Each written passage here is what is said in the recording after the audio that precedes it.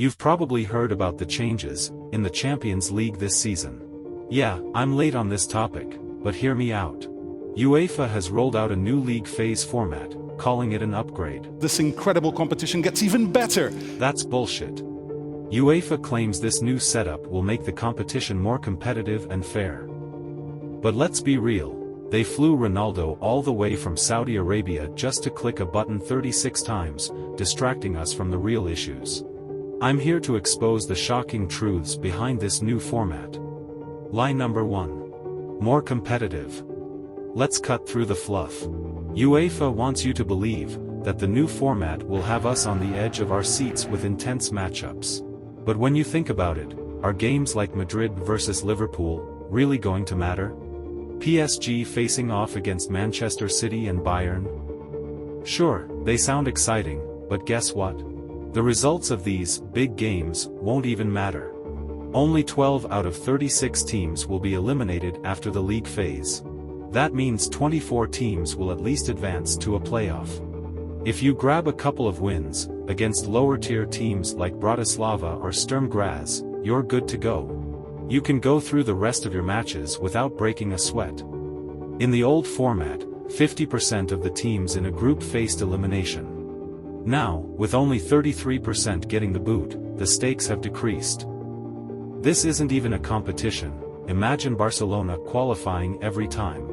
What a joke. FC Barcelona, and take care.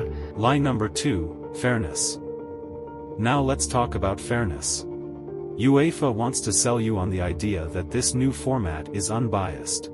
But it's merely a fancy way to rearrange the deck chairs on the Titanic. The draw determines everything. A team like Dortmund got a relatively easy opponents, while PSG is cooked. How is that fair? The Swiss format had its flaws, sure, but at least we understood its inequities.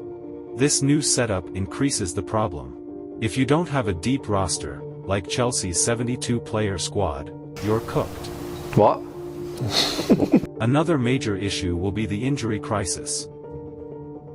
With the new league phase, every team will play at least 8 matches, and some could play 10 if they reach the playoffs. If you're a smaller club, good luck surviving Saturday league games and Tuesday Champions League matches. Expect a wave of players being injured, and falling like Real Madrid players while asking penalty.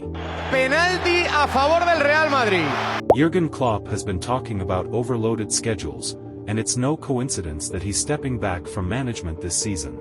The volume of matches will overwhelm the clubs without depth, giving an advantage to clubs like Madrid and Man City. So, why did UEFA ditch our beloved Swiss format?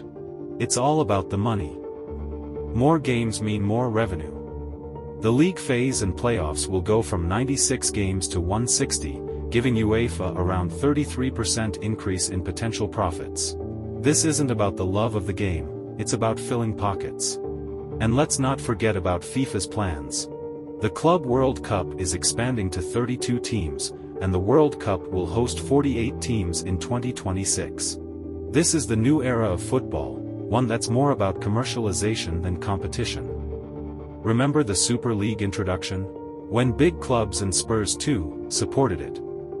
Later 9 out of 12 teams who supported it backed off and even apologized for considering it in the first place. The 10th club Juventus withdrew earlier this year. But what's happening now feels more similar. UEFA is inching closer to the very model that fans rejected in the Super League.